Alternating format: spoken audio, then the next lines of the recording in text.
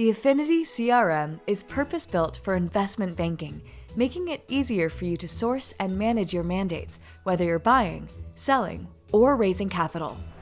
After the platform syncs with your email and calendar, it creates and maintains a database of all the organizations and people that you and your team are connected to. There's no need to manually set up company profiles or manage contact information. Affinity does it all for you automatically. Our patented algorithms calculate relationship strength among your contacts so you can expand your business within existing accounts or get that warm intro you need to execute a mandate with a new client. Affinity frees you and your team from hundreds of hours updating your CRM so you can make the most of your business network and concentrate on what's really important, sourcing new mandates and winning them. Welcome to Affinity. Welcome, everyone. Good afternoon from the Central Time Zone, and thank you for joining us today for the Alliance of M&A Advisors webinar entitled How Dealmakers Are Managing Increased Competition for Deals in the Middle Market. My name is Mark Norman. I'm the Director of Business Development here at AMNAA, and I'll be serving as a moderator for our esteemed panel this afternoon. Our monthly webinar events aim to broaden the horizons of the middle market M&A community. It is the best source for complementary insights, expertise, and education about critical industry topics led by subject matter experts like today. For our event this month, we wanted to get the perspective of deal makers on the current competitive environment for deals. Our informative webinar today is brought to us by Affinity. Affinity is a relationship intelligence platform that enables deal makers to find and close more deals. Through its industry-leading CRM designed for relationship-driven industries, Affinity enhances the core deal-making workflows. Automation, relationship intelligence, data enrichment, and analytics make life easier and surface essential insights that will help you lead to your next deal. I want to welcome our AMNA members for joining us today. I would also like to welcome the non-members joining us as well. We are excited you're here and look forward to the event. Before we get started, we want to take a brief moment to present the benefits of being a member of the Alliance of M&A Advisors. For members, our goal is to provide at least a 4x return on your annual membership with the discounts we provide through tools and software. All our member benefits can be found on our website. Our members tell us that in addition to our benefit offerings, the greatest benefit is the networking, access to deal flow, and making connections with the most accomplished M&A professionals specializing in the middle market. We hope you'll consider joining, and that can be accomplished through our website, which is amaaonline.com. 2 quick points before we get started. Our Certified M&A Advisor Certification Program is one of our highest value offerings. We invented the M&A certification almost 20 years ago. The 10-course curriculum is the best M&A training in the middle market. Our Q4 class, number 79, is taking place at this time. It's offered virtually throughout the year, spread out over 5 weeks. Completing the course and passing the exam to obtain the credential brings an M&A professional instant credibility and integrity in the middle market. Registration for our Q1 course for 2023 will be available soon, which will start February 28th. Lastly, we are promoting our upcoming winter conference scheduled for February 8th and 9th in St. Petersburg, Florida. At our recent summer conference, we received overwhelmingly positive feedback from those who attended. Over 1,000 one-on-one meetings were scheduled, in addition to hours of Deal Connects meetings. Needless to say, valuable connections were made. Registration is now open at our best price point during this early bird period. Navigate to amaaonline.com to register and join us for our winter conference. Once again, welcome. Thank you for joining us today. We appreciate your attendance. Now, let's get started with the introductions to our panel of experts. First, we are fortunate to be joined by Christopher Roden, Managing Partner, Lagorce Capital in Arizona. Chris is a long-term AMNAA member and was instrumental in helping us launch our thriving Arizona chapter a few years back. Chris, please take a moment and introduce yourself. Thanks for the intro. Well said. Good morning from Scottsdale, Arizona for everybody on the line. I appreciate the invitation to be included here. We're one of the few private equity firms active in the Arizona market and in the Southwest. AM&AA has been instrumental in helping us achieve our goals. We maintain a couple offices throughout the country, in New York and Miami and Los Angeles. And we are a growth capital firm and remain so for the past 20 years. So I think that, we're very active in the market confidentially. We do, 4 or 5 transactions a year, and it's been a very active deal market for us. So we can get into that, later. But personally, I'm from the East Coast and have been in Arizona 20 years. So great. Thanks, Chris. We look forward to your insights. Yeah. Next, we have Jack Chang, Managing Director, DGP Capital in Houston, Texas. Jack's relatively a new member, but has also been a significant contributor in helping us revive our Houston chapter this year. Jack, tell our audience about your background, please. Hey everyone, thanks for joining today. My name is Jack Chang. I'm the Managing Director of DGP Capital. We're based in Houston, Texas, and we're what we would define as a lower middle market investment bank. 90% of our deal flow is predominantly sell-side M&A, and we're not a generalist shop. We really focus on 3 core industries. Number 1 being industrials manufacturing. Number 2 being B2B services with a blue collar or kind of field service footprint. And last but not least, energy. Most of our team comes from either a larger commercial banking or, like myself, an investment banking background. I came from UBS's energy investment banking team, as well as Pentair's M&A team and GE's venture capital business. And what we kind of tell the street is we take that bulge bracket expertise and we package it just right for the lower middle market.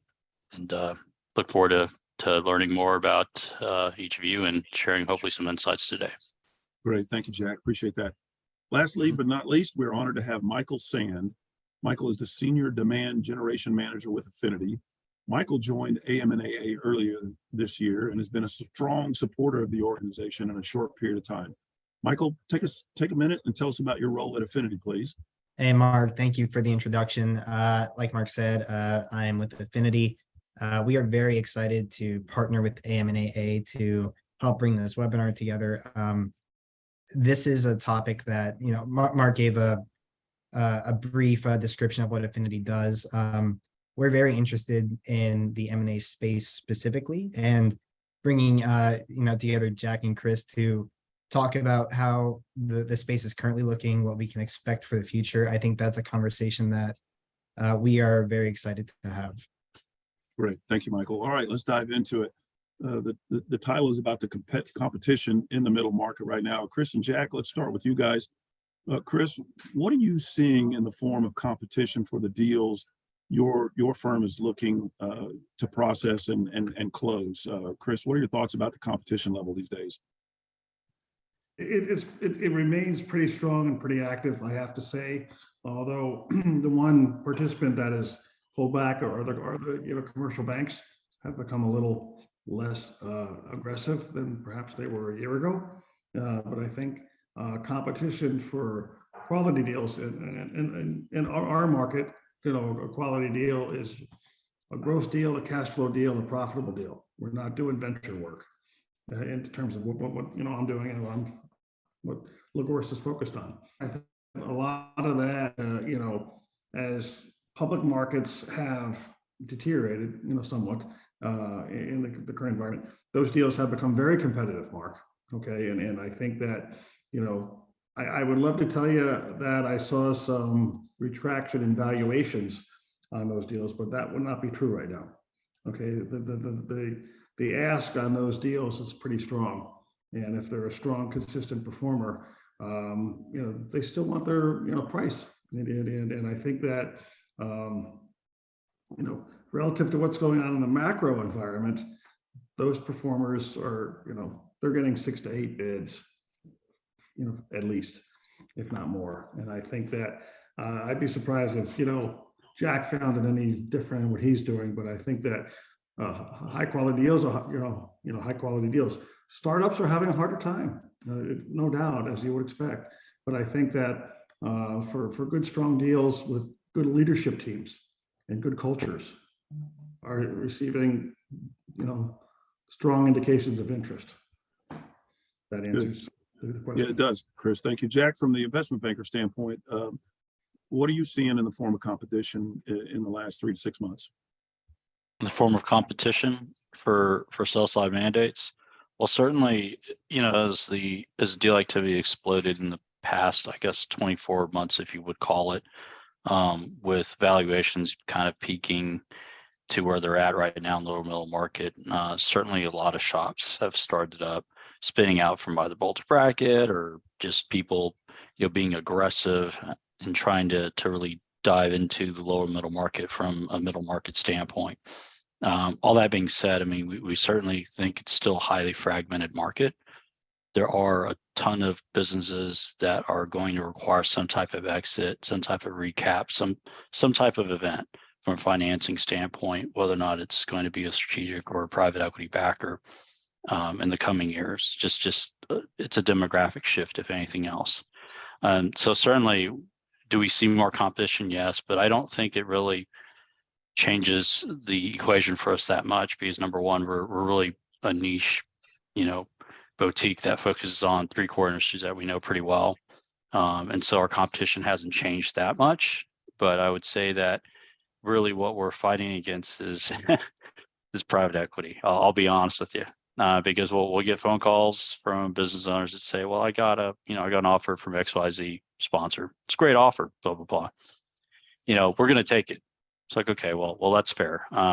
Can't argue with that, right? Versus, sometimes we'll get plugged in a mandate in which there was an offer, but the business owners know that without a process, how do you know you're getting maximum value, right? How do you know you're getting best multiple? And so they'll bring us in even after they receive an unsolicited offer. We'll run a process, and oftentimes we'll usually get them something better. But if we know it's a really good offer, and we don't think we can do any better, we'll be honest. We'll tell them, hey, look, straight up, this is a decent deal. This is a decent shop that you're talking to. The terms aren't bad. On this LOI, I'd probably take it rather than waste 6 months trying to get the same place with us and pay us a fee. That's just shooting straight from the hip here. So hopefully I answered your question in terms of what we see as competition. Yeah, thanks, Jack. And we're going to talk about relationships more as we continue the conversation. You touched a little bit on what you might be seeing differently. What's remained the same over the past year, maybe another level deeper on what's shifted in addition to your comments? On our end, I would say that, certainly you see a ton of different types of sponsors out there, right? As of late, there's a lot of independent sponsors, and there's nothing wrong with independent sponsors. They're great, as long as they have the deal flow and the prior deal history, and they know something about the industry that they're trying to acquire into. We're not opposed to doing a transaction to independent sponsors. We've done it in the past, but usually some of the track record, and we understand, it's painted to manage LP relationships, so we get it. Why people choose to stick with the independent sponsor model. But all that being said, the one thing that's changed in the last, call it 6 to 12 months, is kind of quality deal flow. And at the end of the day, it's because most of your typical sponsors that have committed capital, their lending relationships are telling them, hey, look, if you're looking for a new platform, there's things that you probably could have gotten away with from a hair standpoint, maybe 6 to 12 months ago. But now things such as air balls, things such as asset collateralization requirements, lumpiness and volatility in some of the EBITDA, and customer concentration is all the things that kind of have come to the forefront is having a little bit more scrutiny on the due diligence side, especially on a credit committee. And so sponsors know that, when it comes to the quality deal flow, they've got to kind of check a couple more boxes more than they would have had maybe 6 to 12 months ago, because the lending environment has changed. Hasn't necessarily trickled down yet in the lower middle market in terms of multiples, at least what we've seen. But I'll tell you honestly, when we do pitch now, we're probably dumbing down multiples about half a turn to a turn on what we normally would have pitched at, just because we know that, there's going to be a lag, no doubt. If the lending environment continues to be what it is and quality deal flow kind of dries up. But what I'm hopeful for is that on the sponsor side, there's still a ton of committed capital. I mean, there's announcements every day of everyone hitting the hard cap on fundraising. So we know that capital is still there to be deployed. And our view is this is kind of a momentary blip in a cycle that is going to come and go and ebb and flow. Good, good. Thank you, Jack. Chris, let's bounce that over to you. What have you seen from private equity side, particularly your firm, that's remained the same over the past year, and what's shifted for you recently? The biggest shift that we've seen has nothing to do with the financial engineering, to be honest with you. Jack's comments are well said. I don't need to repeat them, because I think the idea of asset concentration, customer concentration, and the lack of any airball is going to mean greater earnouts if they want to maintain valuation at some point. And that's, I think, something that everybody on this phone call understands. The primary issue is our evaluation of the culture and the leadership team, and the company being able to staff itself and get people to do work, to actually show up for work, to fully staff a company. And so we're spending, in our firm and what we do, Mark, 10 or 20 years ago, the evaluation of the leadership team and the capability to execute the plan that we're investing in was something that was done at the back end of diligence. This is the first thing that we do, because if we don't get comfort around that, then nothing else is going to matter, right? So I think that how we look at the team and their ability to execute the plan that we're buying is critical. But I don't think I'm telling any secrets out of school here that being able to staff a company full time right now is a challenge for any CEO. And we try not to be the CEO, right? If we're the CEO of a company, it means something went wrong. But I think that getting the right leadership team in place and getting the company staffed with competent employees that show up every day, that sounds really simple, but it's really hard. And I think that we deal with multiple things. I'm operating in the four corners here. Colorado, Arizona, Nevada, New Mexico. So I think that those are all areas where we have to deal with labor issues. We have to deal with dependency issues. We have to deal with other things that affect employee performance. And even though a state like Colorado is very happy to permit people to smoke marijuana when they want, my insurance companies have a different opinion in that environment. So I think that those things matter. And I think that if we're going to invest in a company or dispose of a company, we have to make sure those things are completely vetted and have a reliable workforce to execute the plan that we bought. And it sounds so simple, but the execution we've learned in the past year or two is not. And I'm sure other private equity groups are feeling the same thing, regardless of region. Chris, it sounds like a basic blocking and tackling issue that we used to take for granted and used to go smoothly, and now it's a different environment. We one of you mentioned earlier quality, so I want to take a minute and talk about how Chris, let's stay with you. How is your firm ensuring that the quality deal flow is there, and how do you balance that with the increased competition? I think we're primarily service oriented. For our primary focus is healthcare, number one amongst other things. Okay, and the quality on that is quite frankly very uneven at the moment, depending on what environment you're in. A delivery of a service in Los Angeles is going to look very different than Bakersfield. It's going to look very different in Phoenix than in Flagstaff. And so I think that those things all kind of matter. And if if it doesn't meet the filter mark, we're a small firm like Jack, okay? And if it doesn't meet minimum criteria, we just can't afford to dedicate resources to it. We don't have the ability to try and force a deal.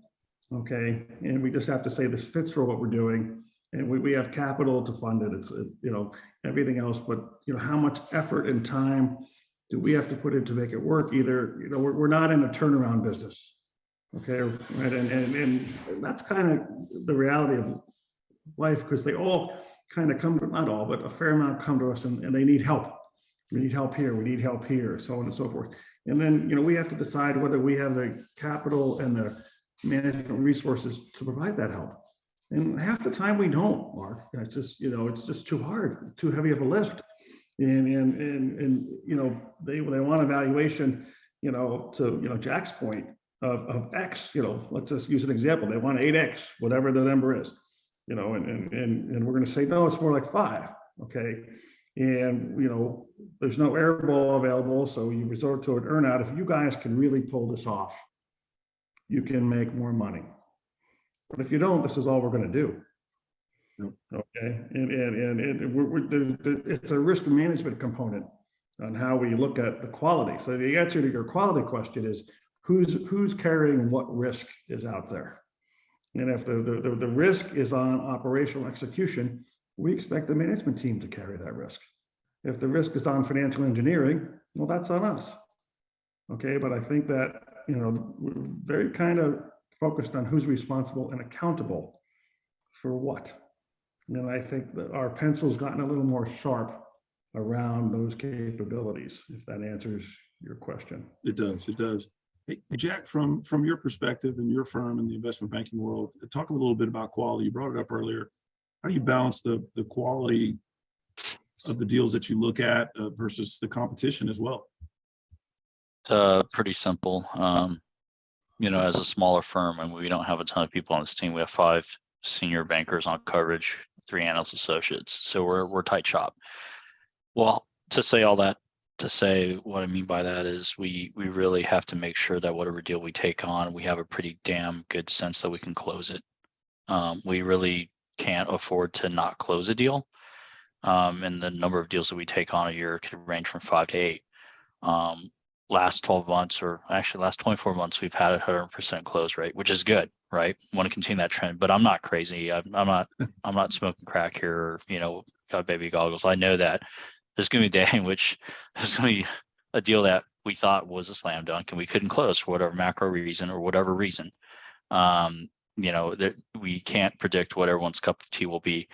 There's certainly certain industry dynamics that make certain companies appear more attractive than others, even with the same financial results. It's just flavor of the month, so to speak, right? Frankly, or that there's enough platforms out there where you have a lot of flexibility in terms of being a platform or an add-on to somebody. And that kind of opens up a lot more doors than it would have maybe 12 months ago when there's no one with a platform in that particular niche of the space. So to answer your question about quality, we haven't really changed our quality standard. If we take on a client, we really think that from the standpoint, we think we can get the deal done. And on top of that, it's a transaction that if we're up to us and we're supplying the capital, we'd want to do it too. That's almost a litmus test internally of how we view it. There's a lot of deals that we see that we'll just say no to, frankly, because at the end of the day, we look at it and there's maybe 5 logical buyers in this market and we can't get our arms around it. We couldn't run a tight enough process. It's just a waste of time and it's too much of a gamble. And we really don't care about, retainers we take, but really it just keeps the lights on. We credit it back on most of the time we'll credit back on success fees. So it's really not an issue for us. We don't really think about retainers as, hey, well, let's just throw something against the wall and see it sticks. That's not our attitude. We have to have a really, how do I put it? The word is conviction is what I hear often more times. And I borrow that word from a lot of sponsors. I think they feel the same way. You have to feel convicted about a process and about a business and feel good about it to market it, because it looks bad on you if it's crap deal. Yeah, that's not good business. Michael, let's bring you into the conversation. Affinity has a tremendous amount of resources. How are your clients and customers at Affinity finding ways to successfully compete with this higher level of competition and ensure they're focused on the right deals? What are your customers telling you? Yeah, I'll just say, so what I heard from Jack and Chris, I find that very interesting in that it very much goes with our overall philosophy on how to approach deal making. So something that Chris was saying was that access to capital, financial engineering, that's not really the constraint in this market, at least at the moment. It's more who's coming to market from Jack's side, and then for Chris, what are you willing to pay for that? Does the team seem like a team that you're willing to work with? To me, that all sounds like relationships, and that all sounds like, do you have enough data in the people that you're talking with to make a deal worthwhile or not, and to make it worth your time, to make it worth the risk of, losing the capital there. So I think when I speak to our customers, the two things that stand out to me there are that they are using a lot more data than they were previously, and that they are using a lot more automation than they were previously. And so for data, something like Affinity provides data enrichment, so we can tell you how employee headcount has changed over time, how management has changed over time. We also go deeper with relationship intelligence. So we bring in all of your emails, all of your Zooms, things like that, and then we connect it between everyone in your organization. So we give you an idea of how relationships between your, say, bank or your private equity firm have changed with outside orgs over time. And so they're also very conscious of those types of relationships and managing quality that way. And so I think as we enter this market, that's something that makes my ears perk up, because this is what we've been screaming for years. And when you have frothy markets like in 2020 and 2021, it's more just bring the deal onto the market and sell it. When we get to this stage, it's more, is it worth your time or not? And I think that's where something like Affinity can really help you. Great, thank you, Michael. One more question on competition. I do want to get to data and technology because they're very important. But Jack, when you're working with a seller, you talked about vetting quality deals, and you have to pick and choose what you invest your firm's resources, time in. Do you think, has it become more important to have a demonstrable Rolodex of potential buyers when you're talking to a seller? How would you categorize that? I think to some extent, it really depends. Honestly, there's not really a one size fits all answer here. I'll tell you why. We've had people, we've been in bake-offs where they're really competitive. I mean, going against really big shops like Lincoln's out there, Lincoln's of the world, right? We've won some of those, we've lost some of those. Probably lost more so just because of reputation. Lincoln's out there more, or a bigger shop. They seem to present the fact that they have capability, or what I've heard is access. On those deals we lose, we follow up, find out what actually happens, especially the ones that go to the quote unquote bigger boys. You'll be surprised what happens. A lot of times they don't get, because there's such a tight M&A market right now. And to Chris's earlier point about lack of talent and capability, there's a lot of there's a talent drain right now in the M&A community on both sides of the fence, frankly.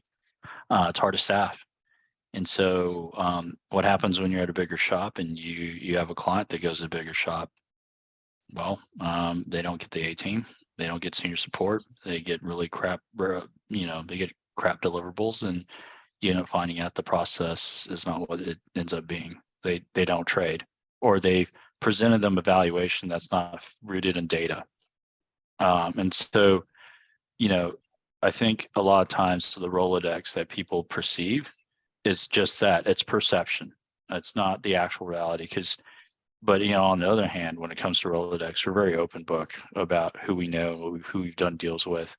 We'll usually give ahead of time a prospective client, hey, here's who we would pitch you to, and here's why. At least a sampling. Most bankers will keep it really vague. They'll tell you, hey, won't really, we have a really big Rolodex. What the hell does that mean, right? And we're not the type of shop that sprays and prays. Hope's not a strategy here. So every time we take on a deal, we have to actually think through the buyers list, because we don't waste our clients' time, have them sign hundreds of NDAs that go nowhere, and just tie them in real weird situations later on. It makes you second guess what the hell happened. So all that to say, Rolodex, I think, does matter to clients in general, but there's different ways to put that out there. There's different ways to perceive that. And sometimes there's just a perception based on the size of your firm that a client will assume about your Rolodex, lack thereof, or assume that there's a Rolodex bigger than there actually is. Yep, very good, Jack. Chris, let's move on to data. It's a really important topic. More and more organizations are basing their decisions on data. Chris, how is your firm looking at deals? How are you using data and assessing trends so that you make decisions in the current market. I know you've already talked on the labor and staffing function, but what kind of data is your firm looking at when you look at a deal? Well, first of all, it's a completely relevant question, and it's completely lacking in the response from a lot of the firms that we're looking at, to acquire, to do whatever.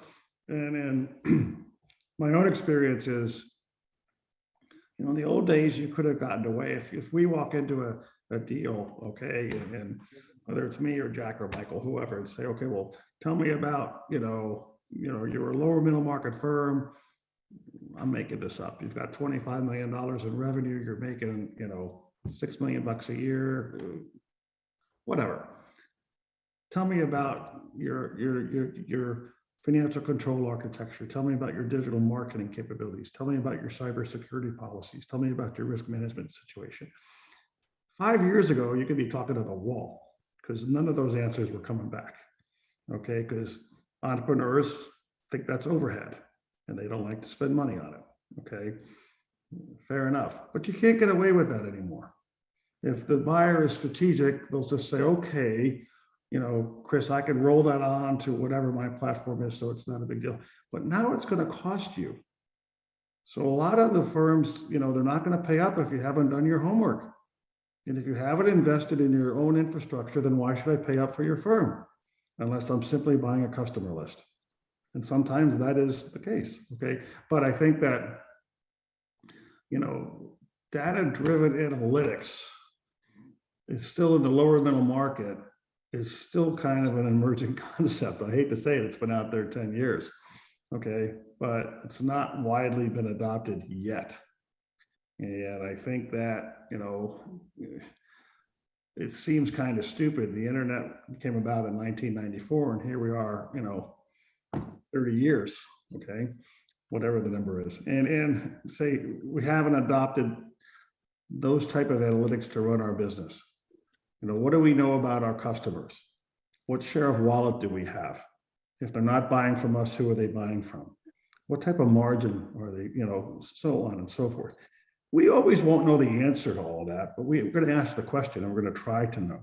Because what we want to understand, like Jack, is, well, what's the position of this company in their chosen marketplace? How are they making money? How are they maintaining margin? And a lot of the old habits die hard. And it's certainly, in the markets we're in, the entrepreneurs are getting to the point where they have to get out. They need an exit plan. They're going to call Jack or somebody like him and say, hey, I need this, this, and this. And, some sponsors told them they're going to get, 12 times and so on and so forth. And the reality is much less than that. So they're going to come back for a retrade, so on and so forth. But I think that I'd love to tell you, in our business, we live on it. We have to, okay? And there's a lot of data available, and we, one of our guys does it all day and every day, okay? And, we have a full-time guy just on the data analytics and evaluation. We have a full-time guy that just does culture and leadership evaluation. We have a full-time guy that just does, basic balance sheet engineering. We pull it all together at the end of the day, but these are independent disciplines, that I can't have everybody focused on all those things all the time. So we do division of, old-fashioned division of labor, who's doing what to whom and how often, okay? And we're all dealing with the same information. So I think that, quite honestly, to answer your question, if the firm that we're looking at or wants to look at an acquisition or an investment or whatever we're talking about doesn't have a well-developed, analytics platform for their business, it's a major negative for us. That means we have to do it. And, then I said that, I think it was Jack or Mike made the point. That means, okay, well, who am I going to take from my team to help them develop that? Or who am I going to hire? And what does that cost to help them do that? Okay. And that's, I hope that answers your question, because that's kind of look at it. Because if that discipline is not developed at the company level, it goes back to what I said earlier. That means I got to question what's the leadership team been doing? Why haven't they done this? And what else has occupied their time to cause them not to do it is a sound grasp of the obvious, if that makes sense. Right. Questions you have to have answers to. Michael, with your customers and clients at Affinity, how are you seeing them leverage data that they have access to, that your platform provides to them? How are they using data to leverage their relationships when it comes to deal making? Yeah, I think it really ties kind of into what I was saying before. It's something where I think especially as we're entering a more constrained environment and people want to ensure deal quality, the easiest way of doing that is really to look within your own network and go through trusted vectors and make sure you're working with people who you feel like you can trust to bring forward good deals or to be on a buyer's list. So that's something where a lot of our customers are using our relationship intelligence just to dig through their network, see where they might have potential warm introductions with good deals, and then make that approach. So like specifically for say the IB side, analyzing key buyer relationships from within their firm, it makes it a lot easier to build a buyer's list if you can work with some private equity funds that you've worked with in the past. Analyzing the history of relationships that you've had previously to have a more customized or relevant outreach when you're marketing your deals to your network. But then also just overall analyzing the firm's network to look for potential deals if you're on the IB side and looking for potential mandates. It's always easier and you have a better chance at success if you can do things through warm introductions versus just cold outreach. Good, thank you, Michael.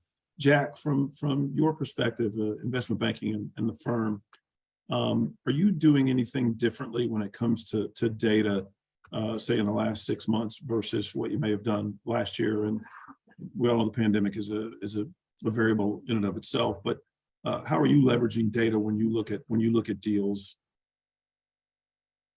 So when it comes to, well, I guess there's multiple ways to answer this question. It depends on in which part of the deal process if we're sourcing. We certainly use a multitude of different types of databases to number one, prospect, to learn more about our targets, to see who's actually out there that could potentially go to market.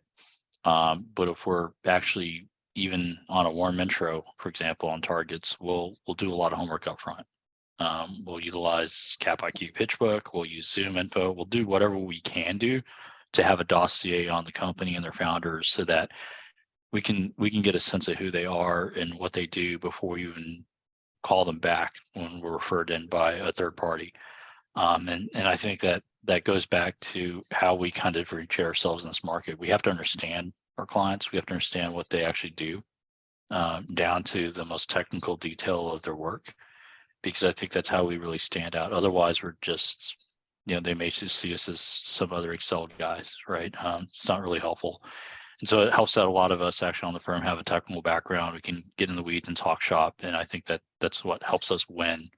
But to be able to do that, we've got to do the homework up front. And that's where a lot of the data that we have access to kind of helps us in that regard. Good, thanks, Jack. So Chris, when we talk about all the variables in a deal and a relationship, and we're talking about data now specifically, but how does that translate into, how do you expand your network of relationships right now? We talked about competition, we're talking about data now, but in the end, it's about those relationships for finding that quality deal. What are you and your partners doing to grow your relationships right now? Even to Michael's comment, we're still very much a relationship-oriented firm. We're not a cold call organization. We're not doing any of that. We never have. And some firms, excel at that. We're just not one of them. And we still deal flow through our local relationships and people we've known for years. And it sounds very old school, but it works. And also in terms of we've enjoyed success in the markets that we operate in. So that breeds its own referral network in and of itself in terms of successful deals that have been done. most of the markets we operate in, at least in the Southwest, not in the Northeast, but or the Southeast, but the Southwest is still very much a real estate, driven economy. We're one of the few private equity firms that exist out here. And given the amount of people that live here, that's really astonishing. But I think that it's really kind of, working with people like, Jack and even, Michael's business to say, hey, we're here, this is what we do. We are not all things to all people. We're very focused on what we do and what we don't do. We're not going to waste anybody's time. And if it fits, we're going to, we're going to tell you in 10 minutes whether it makes sense or not. Okay. But I think, at least for us, but we're not the only players, as you know, but I think most of our work, and we use organizations like yours, okay, like the NAA to build the network out here, and other things we do in the various markets. New York remains very competitive for us, but a lot of what we do is a lot of those firms have higher deal minimums than we might have, size, okay, or fee, in terms of Jack's business. But I think that, we don't play that market so much, because I think that, we've kind of chosen our markets very deliberately. And, Michael mentioned, or Jack mentioned, I can't remember. I mean, the data available through PitchBook or Capital IQ and these other organizations is pretty good, and we don't need to replicate that. And I think that we use that, we look at it, but I won't kid you, it's still, a little bit of shoe leather on our end of things, how we operate. Yep. Well, that's good, Chris. I think most of the private equity groups on this call are very, very similar to you. They know what they're good at, they specialize in it, they focus on it, and they hone in on it. Michael, I want your input on, we're talking about data, we're talking about relationships. What are you seeing? What is Affinity seeing trend-wise, data-wise, as it relates to a firm's relationships, and how that impacts the number of deals they generate and the number of quality deals they generate that leads to closing? What are you seeing in that space with data and relationships? Yeah, so I couldn't agree more with the process of doing some of that due diligence ahead of acting on, say, a warm introduction. So, for example, that's why we've built out integrations in our platform with Crunchbase, with PitchBook, with we have our own Affinity data set that allows you to see a lot of that data upfront in the platform ahead of doing any outreach. And so we think that's a very important part of the whole process. And just a couple of numbers I wrote down. So we've managed at this point over 650,000 deals in our platform, and we've processed over 250 million interactions. And so that's something where that's all powered by data. It's all powered by introductions. And so it's a huge part of the process, we believe. Good. Thank you for that. Let's jump over to technology as we keep an eye on the clock here. So, Jack, does your firm have any specific tools or resources or technology platforms that you use to automate the kind of the mundane, the redundant manual work? Is there any efficiencies that your firm has found technology-wise? Mark, we're bankers. We're generally inefficient. If you've worked in bulge bracket, then you know exactly what I mean. Truth be told, we do have a lot of tools. Do we use it effectively? That's a big question mark. I tend to think that there's always ways to be more efficient that we're not being efficient. We utilize CRM tools, such as HubSpot. We've got like a Premier package on that. We've got Zoom Info, Premier package. We've got all these different data sources. We all have LinkedIn Navigator, Top Tier, and all this other stuff. But is it all tied together internally? I'd be lying if I said yes, 100%. I mean, there are some integrations, but there's more that could be done. I'll tell you where a data provider could really add value in our view.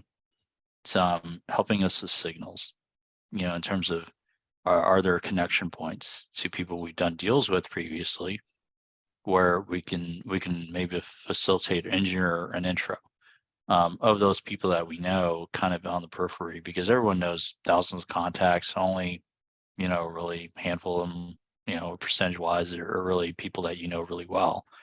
Which of those have been really great about kind of making intros and being people that you would network effectively with? I mean, there's different ways to skin that cat and different data points to get there, but that'd be helpful. I mean, if there's something like that, that'd help us in that regard. Because referral is great, but at the end of the day, you want to hit it on all different fronts when you're deal sourcing, regardless of which side of your fence you're on, whether or not you're on the sponsor side or on the, on the sell side. Every single bit counts in terms of how you approach the market. Good, Jack. Thank you. So, Chris, let's lob it over to you. When it comes from a technology standpoint, from your private equity group firm, what is your strategy when it comes to technology and looking at deals? And is that changing as we move from this year into 2023? Well, I'm going to echo a little bit of what Jack said. I'd love to tell you we're really efficient users. That we try, and this speaks to our need and ability to hire young folks in the firm that are skilled at it. Certainly more so than I, which is a low bar. But I think that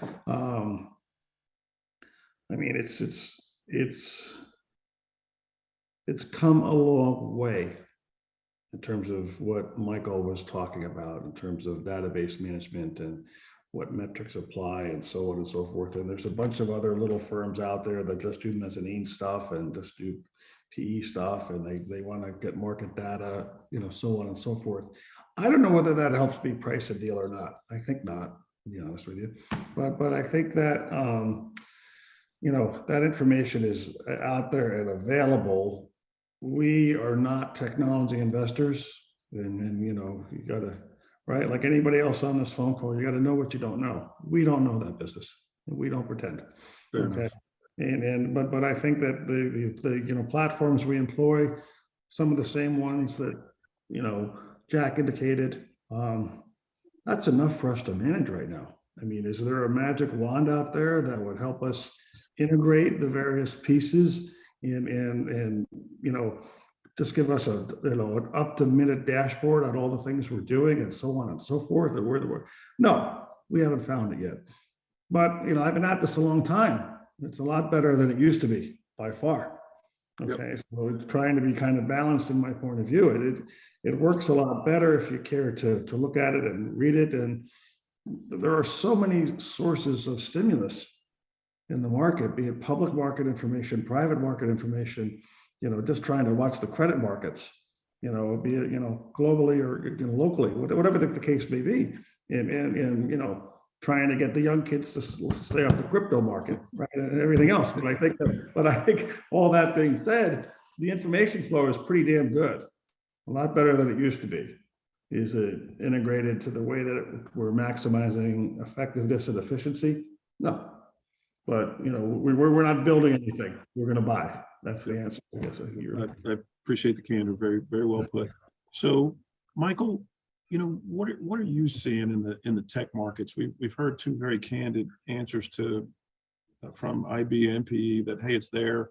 We use it when we can. It's not driving our deals. It's a function of our decision. But what is it you see from Affinity's perspective and clients that use your platform when it comes to how technology can help make the most of every opportunity? Yeah. So first, I think it goes without saying that I'm going to be incredibly biased here. I think for both investment banks and private equity, so what we see is that there are a ton of tools available right now. And I think in general, just talking to our customers, if someone's going to work with us and they're going to work with a ton of these other technology vendors, I think that's generally just a sign of other things that maybe they're more open to receiving a lot more information. And I think at the end of the day, it's whether you're able to connect having all of those different signal points to increase business, and does that make it worth it or not? And so it's not only just being open to receiving it and then receiving it, but actually making use of that and then using that data to find, manage, and close more deals. So I think what Jack was saying was having a central point to kind of manage a lot of that incoming data and surface what's relevant, to maybe automate some of the data collection itself, to figure out who's talking to who and when, and decipher, is this a good time to reach out or not, based off of, say, points that you're receiving from PitchBook or Crunchbase or wherever else. So I think that's something that is that's the place that we're trying to occupy.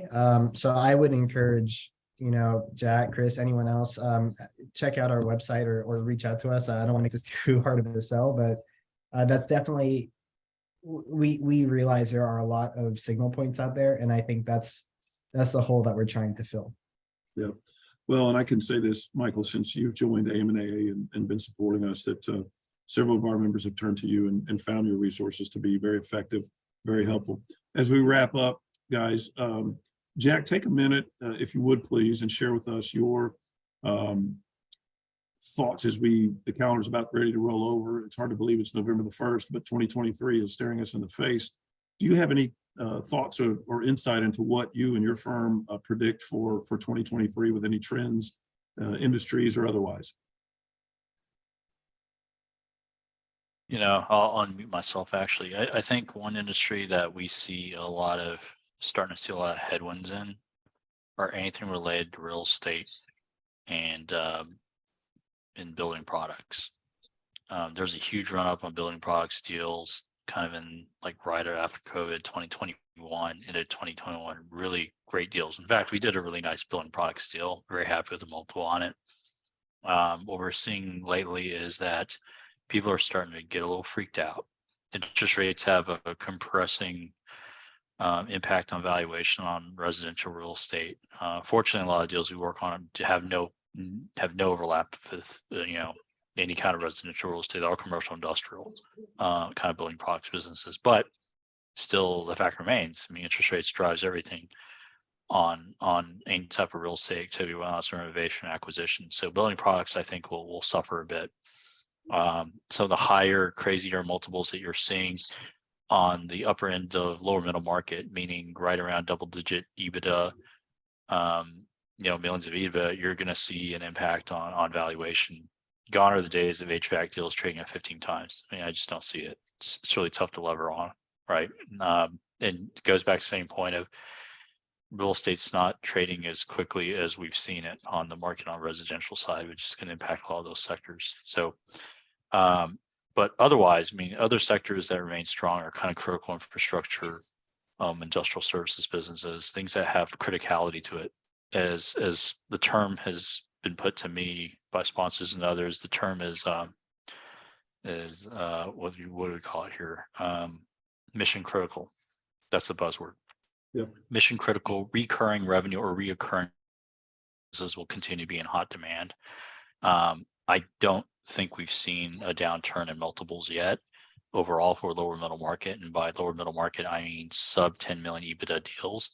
Right. But as I've spoken to other lenders, including mezz lenders and public, and traditional commercial lenders, we fully expect there to be some kind of lag on impact. As long as you see continued increase in interest rates, you'll see a lag at some point. That's why when we're pitching now, we're really taking it down about a turn to half a turn and even a multiple compared to what we've pitched at last year, because we know it's likely going to end up there. Just being logical when we think about traditional lag on the lower middle market relative to interest rate sensitivity. Very good insight. Chris, we're keeping an eye on the clock, but you've got several minutes here. I'd like to hear your perspective from private equity group. What do you, not all of us are good at predictions, but what do you and your firm see heading out of 22 into 23? Everything I predicted came true, so I'm good. So yeah, no problem. I think, as you know, I'll say this as the old guy on the phone. We've seen this before, and it's going to be painful. Eradicating this degree of inflation from the domestic economy and the global economy is going to be painful. And I don't want to be negative about it, guys. I'm just, just wind your clock back. Those lessons of history are right in front of us. And the mistakes, it didn't need to happen this way. Okay, but it did. And I think, I'll tell you, when the, or, to, Jack's point, when the ARM mortgages get adjusted, and what people are paying extra for food, energy, and housing, the three core components of any inflation measure, it's pretty devastating. Okay. And, you combine that with a labor participation rate of around 62% on a, national level, I still don't know how the other 38% are living. And of course, taking out the retired people that are not counted in labor participation. But I think that, I scratch my head. Okay. So don't want to be negative, but I expect things to get worse before they get better. From a policy perspective, not a personality perspective, the upcoming election is absolutely critical. And, people, I hope, folks are paying attention, because it will make a difference. Yep. And how this is handled, and how people, honestly, live, eat, and work. Yep. And so I think that we're not looking at any cyclical businesses. Okay, why would you? It's not time for that. But we've always been more stable cash flow investors, and focusing on those, as Jack said, mission, critical aspects of what's going on, and that keeps us in healthcare, keeps us in energy, it keeps us in things like that we require capital, but also have steady cash. Yep. So, and I don't think I'm unique in that regard, but it's just what we've always done. And I think that it's we're kind of buckled in. Good. So, Good. Thank you, yeah. Chris. Michael, as we wrap up, a couple minutes here, what is from your seat and from what Affinity is seeing as a valuable resource to middle market M&A professionals, what are you guys focused on for 2023, and what kind of trends might you see or predict? Yeah, so honestly, that's why I wanted to have this conversation, because I don't know that we're in the best position to predict how the market is looking, but I love hearing from people like Jack and Chris, because they are on the front line, like dealing with market conditions and figuring out how to make that work. So I think from our position, it's more just making sure that we can make the under level of that work, where we can support the relationship building and the signal interpretation that ultimately leads deals happening. So ideally, hopefully deals will continue, and they might be affected by market conditions. It might be affected by maybe harder access to capital, but as long as there are still warm introductions and there's still money to be made, we want to be there to help support that. Great. Well, listen, we're bumping up against it. A couple of thank yous. First, I want to thank those who attended today. Again, the members and the non-members. I hope you found this valuable and informative. Maybe it confirms some of the things you are seeing, maybe some different perspectives. But a big thank you to our audience. Also want to thank Chris Roden from the private equity group perspective. Very valuable insights, and your expertise and experience, and what you guys are experiencing as a firm right now has been very, very helpful to the audience. And Jack, thank you as well, representing the investment banking side of things. Very, very important and valuable to this discussion and to our audience as well. And to Michael and Affinity, we appreciate your support, appreciate your membership, bringing our audience together to discuss very important topics as a part of who we are and part of our core values. So it's been informative. It's been a quick hour. It's gone by fast, but hopefully it's brought a lot of value to everyone involved. Lastly, I want to announce that we've opened registration. Our next webinar will be our AMNAA Town Hall on November 29th on the very important topic of cybersecurity. It's not an IT-centric panel. It's more about how cybersecurity is affecting middle market deals. So you don't have to be an IT guru or SME to be a part of this. We want to talk about how it's affecting deals getting done or not getting done in the middle market. Again, November 29th, registration is open for that. With that, a final thank you to our events team behind the scenes, Miss Allie Gatlin, our director of events, for pulling all this together. And with that, we're going to end 1 minute soon. Thank you very much for your time. I hope you enjoyed it, and I hope to see you November 29th. Thank you all.